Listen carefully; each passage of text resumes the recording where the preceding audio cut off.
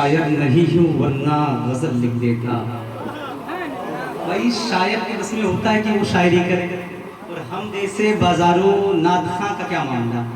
میں شاعر نہیں ہوں ورنہ غزل لکھ دیتا قاری صاحب, ورنہ آپ کی آواز پر کوئل لکھ دیتا. بہترین انداز میں قاری صاحب نعت نبی پڑھ رہے تھے کہ میری نظر تمام لوگوں پر تھی, ہر کوئی وہی شعر اپنی زبان پہ لا رہا تھا. اللہ رب العزت کی بارگاہ میں دعا ہے کہ قاری صاحب کی آواز میں اور تاثیر بخشے. میں شاعر نہیں ہوں ورنہ غزل لکھ دیتا, ورنہ آپ کی آواز پر کوئل لکھ دیتا, اور افسوس کی میں ممتاز نہیں ہوں ورنہ آپ کے نام تاج محل لکھ دیتا. افسوس کی میں ممتاز نہیں ہوں ورنہ آپ کے نام پر تاج محل لکھ دیتا. اتنی بہترین انداز میں پڑھ رہے تھے کہ دل کر رہا تھا کہ قاری صاحب پڑھتے رہے, لیکن ادھر ہم کو جس چیز کے لیے ہم نے اس پروگرام کو بتایا ہے, کچھ لوگ سمجھتے ہیں کہ شاعری کرنا آسان ہے, لیکن جو یہ سمجھتے میں انہیں بتا دوں کہ شاعری کرنا آسان نہیں ہے. ایک ایک شعر ایک کنٹل پسینہ بہانے کے بعد تیار ہوتا ہے, کیونکہ 10 کتابوں کو مطالعہ کرنا پڑتا ہے, اپنی نظر کے سامنے لانا پڑتا ہے.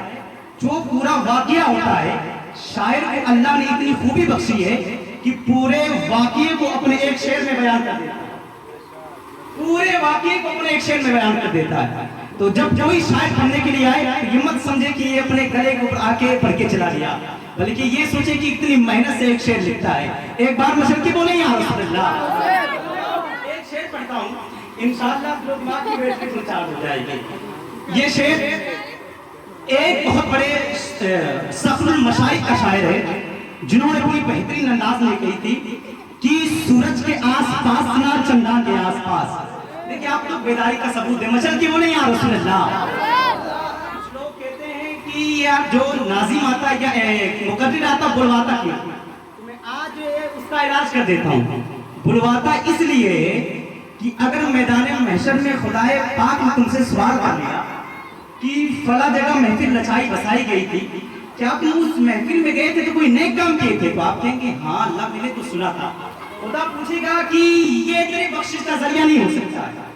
اگر خدا نے کہہ دیا تو آپ خدا کہے گا کوئی اور نے لے کیا, تو آپ کہیں گے میرے مولا میں فلاں جگہ میرا شریف میں گیا تھا, یعنی ملک محبوبہ خود میں گیا تھا, میں وہاں تیرے حبیب کا نام لے کے پکارا تھا یا رسول اللہ.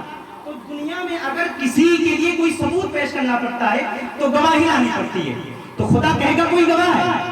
اگر آپ تیز سے یا رسول اللہ بولیں گے تو آپ کے سامنے جو بیٹھا وہ سنے گا کہ نہیں سنے گا؟ سنے گا نا. اور آپ کے بغل میں جو بیٹھا ہے وہ بھی سنے گا, آپ کے جو بیٹھا ہے وہ بھی سنے گا.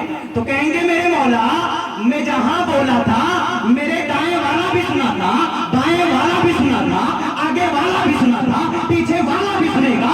جب خدا کے سامنے اتنے ثبوت تیار ہو جائیں گے, خدا تعالیٰ فرشتوں کو حکم دے گا کہ ان کو لے کے آ. جب وہ تیرے نام پر گواہی دے دیں گے, فرشتوں کو حکم دے گا پکڑ ان کی کلائی کو اٹھا کے جنت الفردوس میں اس کو لے جا کے نا. لوگ کہتے ہیں کہ یار آپ نے بلواتے نہیں ہو, آپ بولیں گے نا, بولیں یا رسول اللہ. سورج کے آس پاس نہ چندا کے آس پاس, سورج کے آس پاس نہ چندا کے آس پاس, جو روشنی ہے گنبد خضرا کے آس پاس. یار سنی جب گنبد خضرا کو دیکھتا ہے تو دل باغ باغ ہو جاتا ہے. ہر کوئی تمنا کرتا ہے کہ کاش کی خدا تعالی ہماری حاضری والا لگا دے. سورج کے آس پاس نہ چندا کے آس پاس, جو روشنی ہے گنبد خضرا کے آس پاس. اب تاریخی شعر پڑھ رہا ہوں, وہ بھی بتا دیتا ہوں دائی حلیمہ کا واقعہ ہے. سورج کے آس پاس نہ چندا کے آس پاس, جو روشنی ہے گنبد خضرا کے آس پاس, اور ہر اونٹنی رسول کی چاہت لیے ہوئے منڈلا رہی ہے دائی حلیمہ کے آس پاس.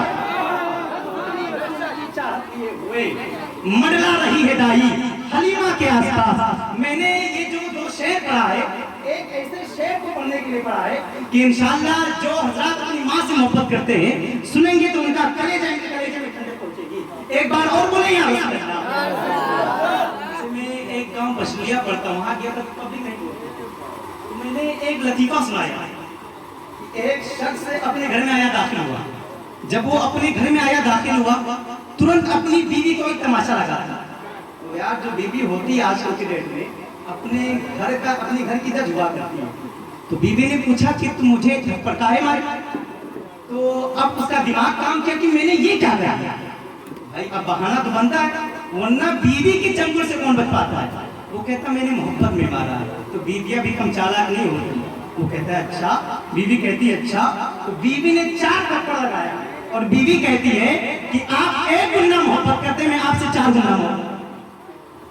अगर आपसे हल्की आवाज में बोलने के लिए कहूं तो आप मचल के बोले या रसूलुल्लाह, तेजी के साथ दोनों हाथों उठाकर बोले या रसूलुल्लाह, या रसूलुल्लाह।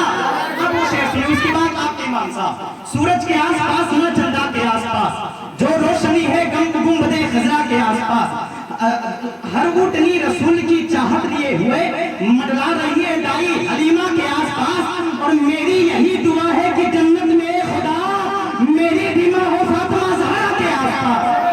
मेरी यही दुआ है कि जन्नत में खुदा मेरी बीमा हो फातिमा ज़हरा के आसपास। माइक पर आपके खतीब इमाम, उनका इस्तेक़बाल, उनका वेलकम, स्वागतम, खैर मकदम नारे तकबीर से कर लिया जाए। नारे का जवाब दे, नारे तकबीर।